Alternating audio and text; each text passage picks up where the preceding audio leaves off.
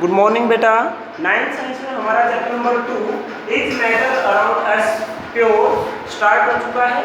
इसके बारे में हम अब तक जो पढ़ चुके हैं वो जल्दी जल्दी देखेंगे, उसके बाद हम आगे जो है वो कंटिन्यू करेंगे। इसमें हमने पढ़ा था मैटर जो है ना, उसके बारे में हमारा फर्स्ट लेसन है वो एक्सप्लेन करता है मैटर क्या होता है। वो फिर प्योर और इम्प्योर दो कैटेगरी में हमने डिवाइड किया है। प्योर के अंदर एलिमेंट और कंपाउंड पढ़े। एलिमेंट्स वो होते थे बेटा जो एक ही टाइप के पार्टिकल से बनते थे। कंपाउंड होते थे बेटा कि प्योर जो पार्टिकल है या जो एलिमेंट है वो किसी फिक्स्ड रेशो में या फिक्स्ड कंपोजिशन में कंबाइन करते थे, जिससे कंपाउंड बनते थे। एलिमेंट को फिर हमने metal, non metal and metal तीन कैटेगरी में डिवाइड किया था। इसके बाद अगर इम्प्योर की तरफ हम बढ़े तो इसके अंदर हमने मिक्सचर पढ़ा था कि मिक्सचर क्या होता है। तो उसमें हमने मिक्सचर को डिफाइन किया था it is the combination of two and more pure substances. ठीक है, जो दो या दो से ज़्यादा प्योर सब्सटेंस होंगे उसमें या तो कंपाउंड आ जाएंगे, दो मिक्सअप हो जाएंगे, या एलिमेंट मिक्सअप हो जाएंगे। ठीक है, दो या दो से ज़्यादा कंपाउंड जो है वो मिक्स हो जाएंगे तो उससे क्या बनेगा बेटा, मिक्सचर बनेगा। अब मिक्सचर की भी दो टाइप हम डिस्कस कर चुके हैं, homogeneous and heterogeneous. Homogeneous mixture वो होता है बेटा कि throughout the whole mixture composition remain same, जिसकी कंपोजिशन पूरे के पूरे मिक्सचर के अलोन सेम रहे। ठीक है, इसका होमोजीनियस का हमने एग्जांपल भी पढ़ा था बेटा, शुगर एंड वाटर का सॉल्यूशन। ठीक है, तो इसी के बाद हम हेट्रोजीनियस हमने पढ़ा कि इसके अंदर ये पढ़ा था कि कंपोजिशन जो है मिक्सचर की वो throughout the whole mixture does not remain constant या डज नॉट रिमेन सेम। इसके अंदर हमने पढ़ा था कि इसके अंदर लेयर फॉर्म हो जाएंगे। ठीक है, ये जो होमोजीनियस मिक्सचर होता है ये पूरा का पूरा एक जैसा होगा, जैसे कि हम शिकंजी बनाते हैं, नींबू पानी बनाते हैं। लेकिन हेट्रोजीनियस जो मिक्सचर है ना बेटा, उसके अंदर लेयर फॉर्म हो जाती है। ऊपर टेस्ट कैसा, नीचे टेस्ट कैसा, बिल्कुल तली के अंदर टेस्ट हो कैसा। जैसे कि हमने सैंड एंड वाटर का अगर मिक्स करें सैंड और वाटर को, तो उसके अंदर देखेंगे कि सैंड अलग अपनी जगह पे इकट्ठी हो जाएगी, वाटर जो हो ऊपर तैरेगा। ठीक है, इसके अलावा हम ऑयल वाटर को मिक्स करें, दो तीन तरह का अलग अलग ऑयल और अलग अलग उसके अंदर कंपाउंड मिट्टी डाल दें। ठीक है, अलग अलग चीज़ों को इस तरह से मिलाएं बेटा कि जो कंपोजिशन है वो एक जैसी ना रहे, उस टाइप पे जो मिक्सचर हो जाएगा वो हेट्रोजीनियस मिक्सचर हो जाएगा। आज हम होमोजीनियस मिक्सचर के आगे इसी का एक पार्ट सॉल्यूशन जो है उसको डिस्क्राइब करेंगे अच्छे तरीके से। तो अच्छे से ध्यान से देखिए बेटा, आज हम सॉल्यूशन पढ़ने वाले हैं। अब सॉल्यूशन क्या है? सॉल्यूशन होता है बेटा होमोजीनियस मिक्सचर। ठीक है, क्या लिखेंगे? It is an homogeneous, it is a homogeneous mixture of two or more substances। ठीक है, दो या दो से ज्यादा सब्सटेंस जब मिलके होमोजेनियस मिक्सचर बनाते हैं उसको हम एक सॉल्यूशन बोल देते हैं। ठीक है, क्या बोल देते हैं हम? सॉल्यूशन। अब जनरली बेटा क्या होता है कि हम जब पढ़ते हैं ना साइंस में, तो सॉल्यूशन समझते ही, सॉल्यूशन जब नाम लेते हैं हमारे दिमाग में एक ही वर्ड आता है, लिक्विड सॉल्यूशन। ठीक है, लिक्विड फॉर्म में होगा। ठीक है, लेकिन सॉल्यूशन आपको जान के हैरानी होगी बेटा कि सॉल्यूशन जो है उसकी जो स्टेट है वो तीनों है, सॉलिड भी होता है, लिक्विड भी होता है और गैस भी होता है। सॉल्यूशन जो है वो सॉलिड, लिक्विड, गैस तीनों फॉर्म में पाया जाता है। सॉलिड सॉल्यूशन, अब इसके नाम चेंज हो जाते हैं। ठीक है ना, सॉलिड, लिक्विड और गैस जो है इसमें जो सॉल्यूशन हम लेते हैं उसके नाम जो है हम थोड़े से चेंज कर देते हैं। ठीक है, अब जैसे कि सॉलिड सॉल्यूशन अगर देखें तो इसका एग्जांपल है अलोए। ठीक है, अलोए क्या है? सॉलिड सॉल्यूशन है क्योंकि होमोजेनियस मिक्सचर है बेटा, अलग अलग दो या दो से ज्यादा मेटल को पिघला करके इनको मिक्सअप किया जाता है, पूरी की पूरी कंपोजिशन जो है वो सेम रहती है। ठीक है, तो सॉलिड सॉल्यूशन का एग्जांपल क्या है बेटा? अलोए। अलोए आपने 8th क्लास में पढ़ी है। इसके बाद लिक्विड की अगर बात करें तो लिक्विड सॉल्यूशन तो हमारे पास बहुत सारे हैं। लिक्विड सॉल्यूशन के अंदर क्या होता है? Salt and mixture of salt and water, sugar and water. ठीक है, ये सारे के सारे लिक्विड सॉल्यूशन है। और जनरली बेटा, जनरली बात ये है कि जिसके भी आगे आप सॉल्यूशन का नाम लोगे वो उसके दिमाग में और आपके खुद के दिमाग में भी यही आएगा कि solution is liquid, but it is not only liquid, it exist in all the three state, solid, liquid and gas.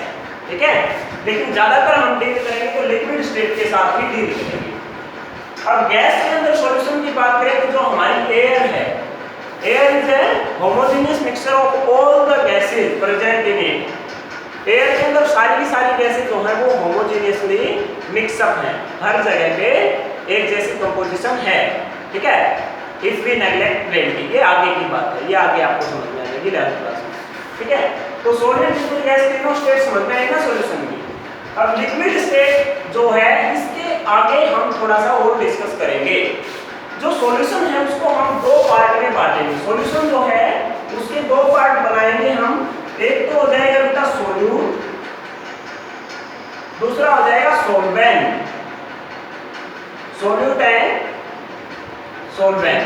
Solute is the substance present in lesser amount in solution। ठीक है, सोल्यूट क्या है, वो substance है जो solution बनाने के लिए हम यूज करेंगे, लेकिन उसकी अमाउंट जो होगी वो लेस होगी।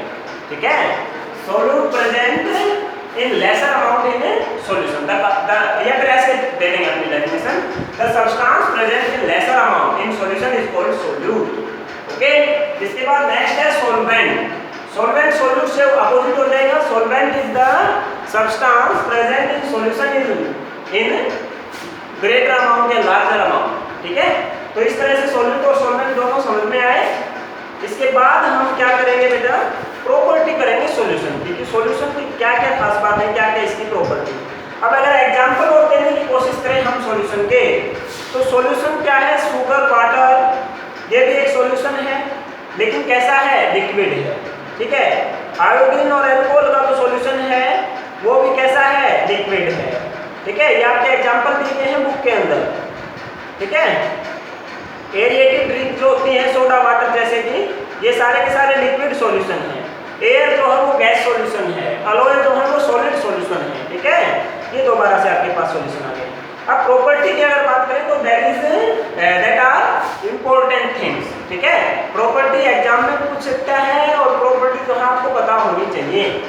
कई बार क्या है, आपके एग्जाम में क्वेश्चन आता है 5 मार्क्स का, या जो लॉन्ग क्वेश्चन होता है ऐसे टाइप, उसके अंदर सॉल्यूशन, सस्पेंशन और कोलाइड, इन तीनों के बीच में डिफरेंस पूछ लिए जाते हैं। तो डिफरेंस बेटा प्रॉपर्टी बेस पे ही आप देते हैं। ठीक है, तो दोनों तीनों की अगर प्रॉपर्टी आपने पढ़ ली तभी आप तीनों के डिफरेंस बता पाएंगे। फिलहाल हम सॉल्यूशन कर रहे हैं तो सॉल्यूशन की प्रॉपर्टी देखेंगे। Solution is homogeneous mixture. ठीक है, सबसे बड़ी बात तो यही है कि सॉल्यूशन क्या है, एक होमोजेनियस मिक्सचर है। Throughout the whole mixture its composition remain same. इसकी कंपोजिशन जो है वो पूरे के पूरे मिक्सचर में सेम रहेगी। इसके बाद सेकंड है the particle of solution are smaller than 1 nanometre. ठीक है, ये आप प्रॉपर्टी नोट भी करेंगे। फर्स्ट प्रॉपर्टी क्या है, होमोजेनियस मिक्सचर है। सेकंड प्रॉपर्टी क्या है, जो पार्टिकल का साइज है वो किसकी रेंज में है,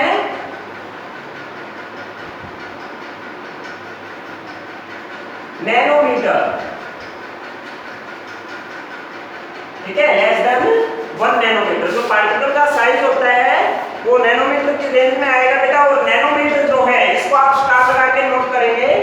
1 nanometre is equal to 10⁻⁹ metre. ठीक है, 1 नैनोमीटर कितना होता है, 10⁻⁹ मीटर होता है। ठीक है, ये बात आप नोट करेंगे। तो सॉल्यूशन जो है उसके जो पार्टिकल हैं वो इतना छोटा होता है, बहुत ही छोटा होता है। 1 मीटर का कितना छोटा पार्ट हो जाएगा। ठीक है, तो इस वजह से क्या है, हम इसके पार्टिकल को without any instrument, without any optical instrument, we can not observe the particle of mixture, sorry solution. ठीक है, हम इस सॉल्यूशन के या फिर सॉल्यूशन के हम पार्टिकल को ऑब्जर्व नहीं कर सकते, चाहे कितना भी कोशिश कर लें। ठीक है, अब पानी के अंदर नमक मिला करके आप नमक के पार्टिकल को देख सकते हैं क्या, बिल्कुल नहीं देख सकते। ठीक है, तो सेकंड प्रॉपर्टी क्या है बेटा, particle size of particles of solution are much lesser that we can not see these particles with naked eyes. Next property है because of very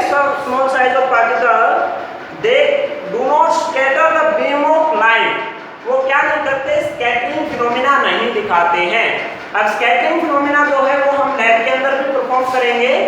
scattering phenomena क्या होता है बेटा कि जब किसी सॉल्यूशन के अंदर से, ठीक है, सॉल्यूशन के अंदर से नहीं, जब किसी मिक्सचर के अंदर से बोलेंगे हम, ठीक है, वैसे आगे जाकर के हम इसको कोलाइडल सॉल्यूशन भी बोल देंगे, ठीक है।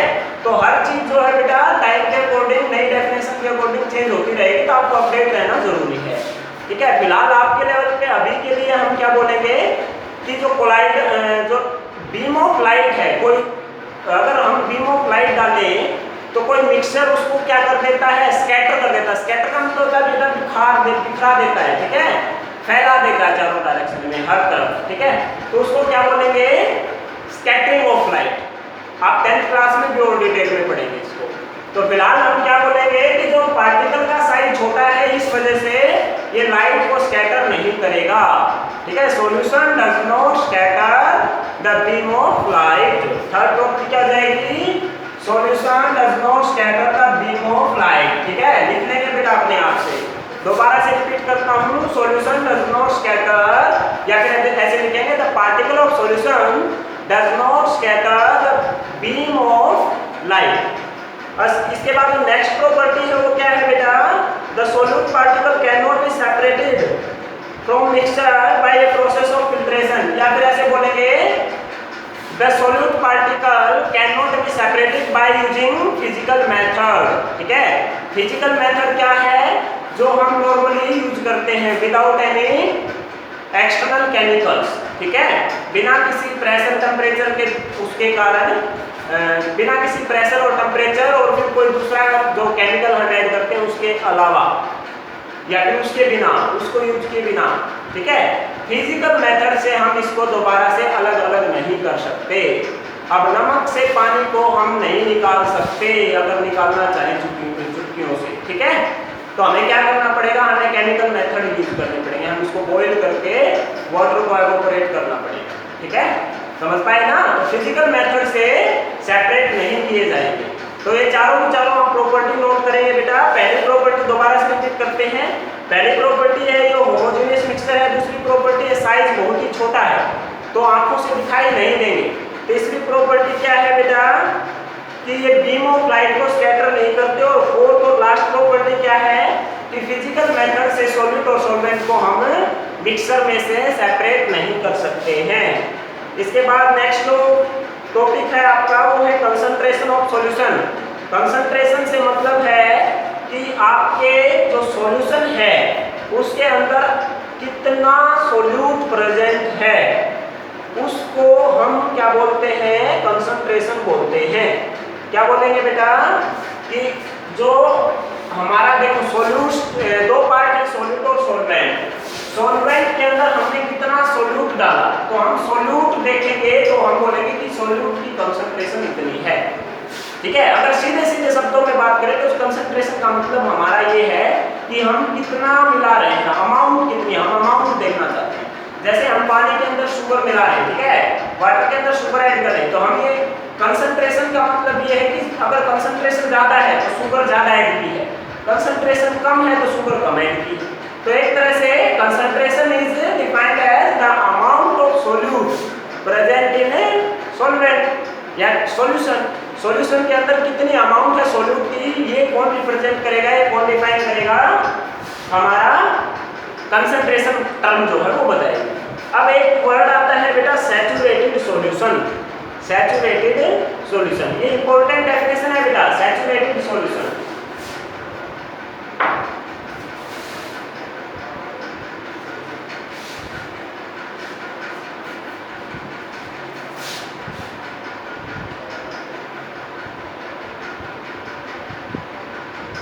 सैचुरेटेड सॉल्यूशन करने से पहले, डेफिनेशन लिखने से पहले आप एक बात बताओ। आपने एक ग्लास पानी लिया है, उसके अंदर आपने एक चम्मच जो शुगर है वो ऐड की, उसको गरम नहीं करना है। दोबारा से सुनो बेटा, ठीक है, बिल्कुल भी अपना जो है माइंड जो उसको डेविएट नहीं करना, बिल्कुल शांत तरीके से समझो बात। नॉर्मल अपना टेम्परेचर है और एटमॉस्फेरिक प्रेशर के ऊपर हम हैं, ठीक है, रूम टेम्परेचर के ऊपर और एटमॉस्फेरिक प्रेशर, सबसे पहली कंडीशन यही है, ठीक है। नॉर्मल टेम्परेचर और प्रेशर के ऊपर हमने क्या किया, एक ग्लास पानी लिया है, उसके अंदर एक शुगर की ऐड कर दी, उसको डिजोल्व करेंगे, डिजोल्व हो जाएगी। फिर और शुगर डाल दी, उसको डिजोल्व करेंगे, हो गई। और शुगर डाल दी, हो गई डिजोल्व। अब इसके बाद क्या है, और डाल रहे हैं ना, वो डिजोल्व नहीं हुई, ठीक है। तो हम बोलेंगे कि जो सॉल्यूशन है हमारा वो सैचुरेटेड हो गया। कुछ समझ पाए कि नॉर्मल टेम्परेचर और प्रेशर की कंडीशन पे वो स्टेज जिसके अंदर सॉल्यूशन में और सोल्यूट ऐड नहीं किया जा सके उसको हम क्या बोलते हैं, सैचुरेटेड सॉल्यूशन बोलते हैं। दोबारा से देखो, गिवन टेम्परेचर, नॉर्मल टेम्परेचर और प्रेशर की जो कंडीशन है उसके ऊपर या नॉर्मल टेम्परेचर और प्रेशर के ऊपर हम किसी सॉल्यूशन के अंदर सोल्यूट की अमाउंट को और नहीं बढ़ा सकते, उस टाइम पे जो सॉल्यूशन होगा उसको हम क्या बोल देंगे, सैचुरेटेड सॉल्यूशन बोल देंगे। तो हम क्या बोलेंगे बेटा,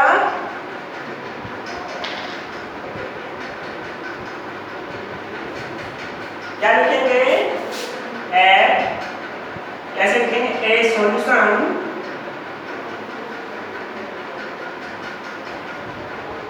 इज कॉल्ड सैचुरेटेड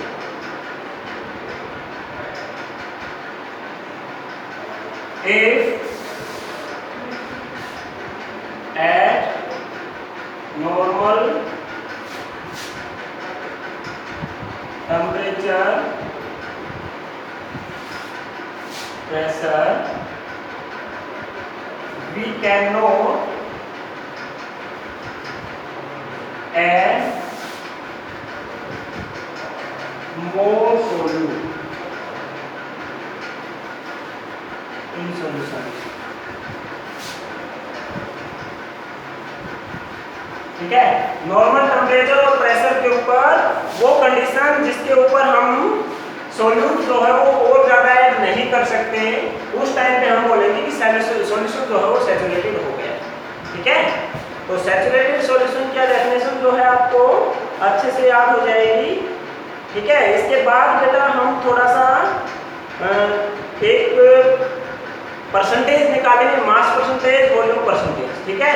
इसके लिए हम अगले लेक्चर में ये टॉपिक जो है कवर करेंगे। आज के लिए बेटा इतना ही काफ़ी है। ओके, पढ़ते रहें बेटा।